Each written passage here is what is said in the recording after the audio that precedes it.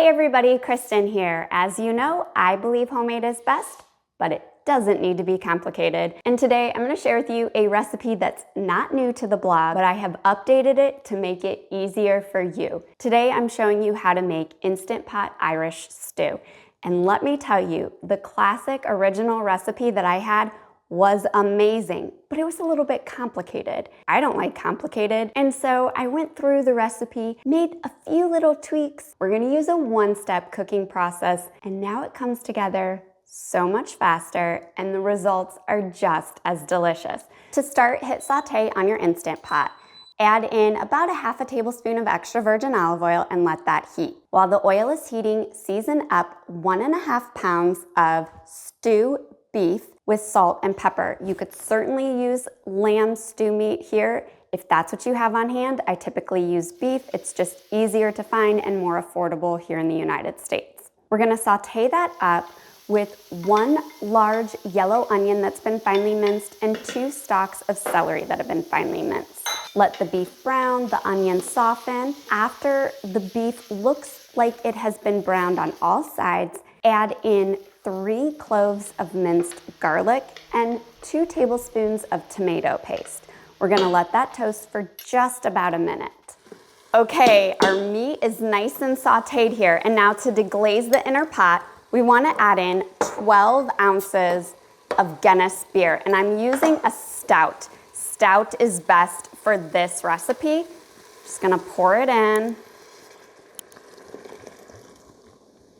And it is absolutely, with no exceptions, you have to use a stout beer in order for the flavors of this Irish stew to really sing. If you don't like to cook with beer, try out my recipe for Instant Pot beef stew. It's absolutely delicious. The Guinness beer here is gonna give it all. It's classic flavors. It's caramely, it's a little bit sweet, it's tangy. Oh, it's just so good. All right, so we're really gonna scrape up the bottom of the inner pot here as the beer simmers slightly, just to reduce and for the alcohol content to cook off. So you're really not gonna be left with much alcohol content at all, even using a full bottle of beer here. Just make sure you scrape the bottom of the inner pot to prevent a burn notice. We added tomato paste early on and we sauteed that. And so if you don't scrape that up well, it will cause a burn notice. Lightly toasting it, you should be fine. All right. I'm just gonna let that simmer for just a minute just to reduce. Okay, so the beer has reduced here and I'm gonna add in 2 cups of low sodium beef stock. You could use up to 3 cups of stock here if you wanted a thinner stew. I like a really rich, thick stew, so I'm only using 2 cups. Use what you like. And then to season this up, I have 1 teaspoon of dried thyme leaves. Don't use ground thyme, it's not the same. I'm gonna add in a pinch of salt and pepper, 2 bay leaves, 1 tablespoon of Worcestershire sauce, and then this is gonna sound odd, but trust me on this. I'm adding in 1 tablespoon of maple syrup. If you are opposed to cooking with added sugar, just admit it, but the maple syrup really pairs well with the caramely notes in the Guinness and just brings the flavor together and just balances it all out.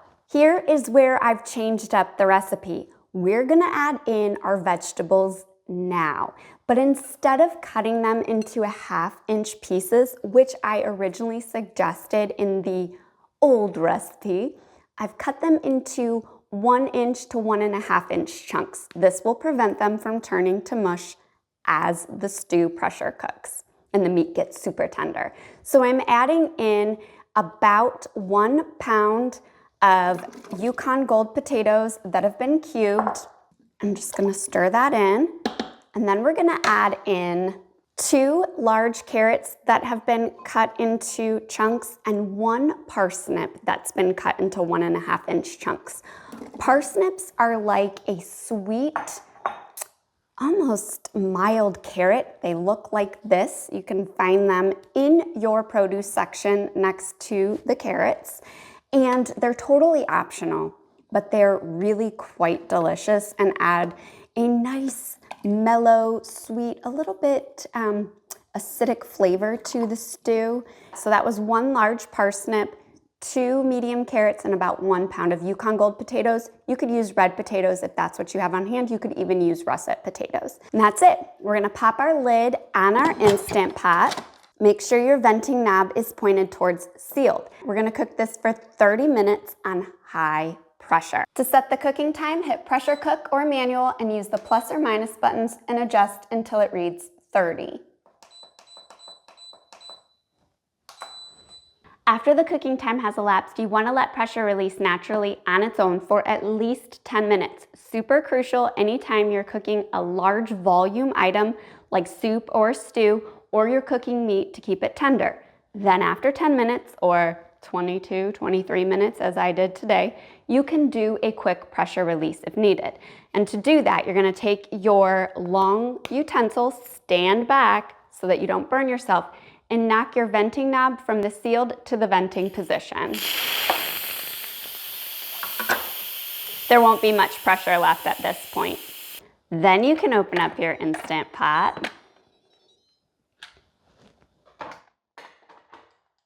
At this point, you can serve your beef stew as it is. It's delicious, but it's a little bit on the thinner side here. Or you can thicken it up with a cornstarch slurry, which is what I'm gonna do today.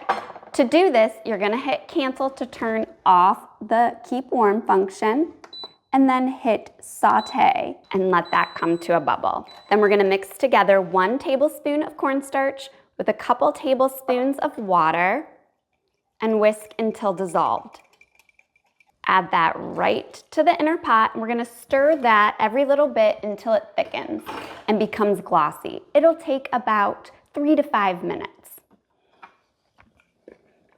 Okay, my stew has thickened up nicely here, so we're gonna hit cancel, and now it's time to dish it up.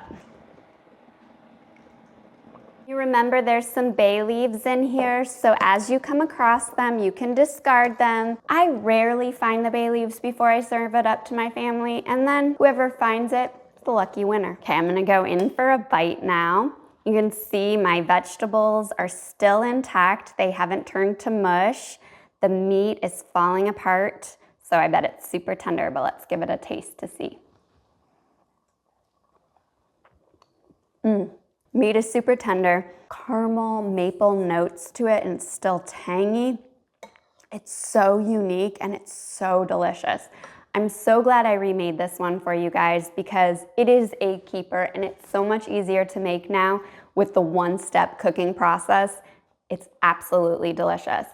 But if you're not in the mood for Irish stew, be sure to catch my next recipe where I walk you through how to make Instant Pot classic beef stew. Until next time, happy cooking.